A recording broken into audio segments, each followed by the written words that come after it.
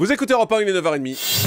Le journal des médias avec Thomas Joubert. Bonjour Thomas. Bonjour, à la une ce matin, Thierry Olive de L'Amour est dans le pré, inquiété par la justice. France 3 s'explique sur la fin du duo Fred et Jamy de C'est pas sorcier. Et un musée des médias pourrait bientôt ouvrir ses portes.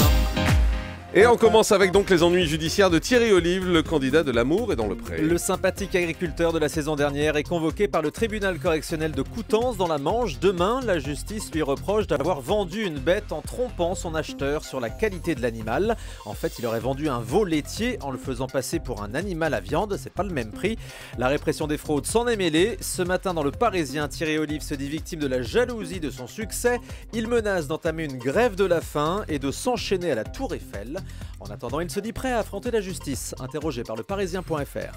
Là, tout de suite, il y a une période que je vais souffrir un petit peu. Je vais pas le laisser faire. Je pense que j'ai le droit de dire mon mot. J'agirai tout simplement. Mais de toute façon, je ne viendrai pas tout seul. J'ai énormément de gens, de fans. Et me dit Thierry, il faut pas que tu baisses les bras, il faut pas te laisser faire. On est tous avec toi. Ah oui, je suis soutenu. Question peut être soutenu, je suis soutenu. Mais je vais faire valoir les droits de l'agriculture. Si je suis condamné, je serai condamné. Si je mentir, je mentir. Vous savez, faut laisser le jour venir. Voilà, il entamera donc sa grève de la faim normalement demain s'il est condamné par la justice. France 3 s'explique sur le départ de Frédéric Courant, de Fred et Jamy, de C'est pas sorcier, en tout cas de la présentation. Après notre annonce hier matin, la chaîne s'est empressée de rassurer la presse et les téléspectateurs. C'est pas sorcier se poursuit jusqu'en décembre, le samedi à 10h50, avec des émissions déjà enregistrées. Donc pas de nouvelles. Pas de nouvelles. France 3 confirme également qu'un nouveau magazine scientifique en prime time est bien en préparation pour 2014, mais il se fera donc sans Fred. Jamy sera seul à la présentation. La chaîne précise que Frédéric Courant reste pour le moment rédacteur en chef de l'émission. Michel Bernier est déçu par l'arrêt de l'émission Demande qu'à en rire sur France 2. Michel Bernier était l'une des juges régulières de l'émission d'humour de France 2 à 18h, mais le programme s'arrête pour laisser la place au talk show de Sophia Aram. Interrogé par Télé 2 Semaines, Michel Bernier ne cache pas sa déception. Selon elle, On ne demande qu'à en rire permettait à des jeunes de se faire connaître et de se frotter à la scène et à la critique. C'est vrai que c'est dans cette émission que se sont fait connaître Arnaud de sa mère, Olivier de Benoît, Kev Adams ou encore Jérémy Ferrari. France 3 offre un nouveau rôle à Véronique Jeannot. Après avoir joué une assistante sociale dans Pause Café, Véronique Jeannot devrait prochainement incarner une écrivaine qui s'occupe des problèmes des autres sur France 3, croire qu'elle aime ça. Le téléfilm devrait s'appeler Rien que du bonheur et pourrait devenir une série récurrente.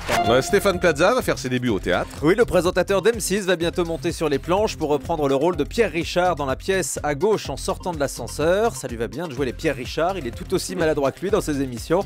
Selon une info de Télé Loisirs, Stéphane Plaza montera donc sur scène à partir de janvier prochain. Il s'était déjà essayé à la comédie dans la série L'homme de la situation sur M6. Il sait tout faire ce garçon. Christine Kelly du CSA veut faire un musée des médias. Un musée consacré à la presse écrite, à la radio et à la télévision. C'est ce que réclame Christine Kelly, interrogée ce matin dans Le Parisien. Elle étudie en ce moment la faisabilité de ce projet avec le ministère de la Culture. Il s'agirait d'un musée pour raconter l'histoire des médias, expliquer leur fonctionnement et même pour y consulter des programmes. Reste à trouver un lieu pour ce futur musée.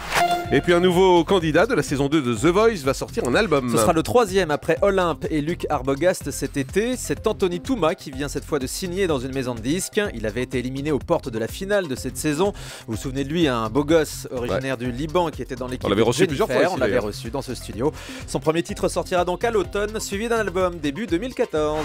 France 2 va aussi s'essayer au télécrochet en cette rentrée. Oui, la chaîne va lancer dans les prochains jours un air de famille. Ce sera le samedi à 19h. Les candidats seront donc des familles qui se produiront devant un jury composé de Mickaël Miro, Elisa Tovati et Gilbert Montagnier. Et ce matin, Jean-Marc, je vous dévoile en exclusivité le générique de l'émission. Non. C'est une chanson, oh là là, la même dans le monde entier, spécialement adaptée pour la France. Écoutez, moi je dis rien, juste on écoute. Un air de famille.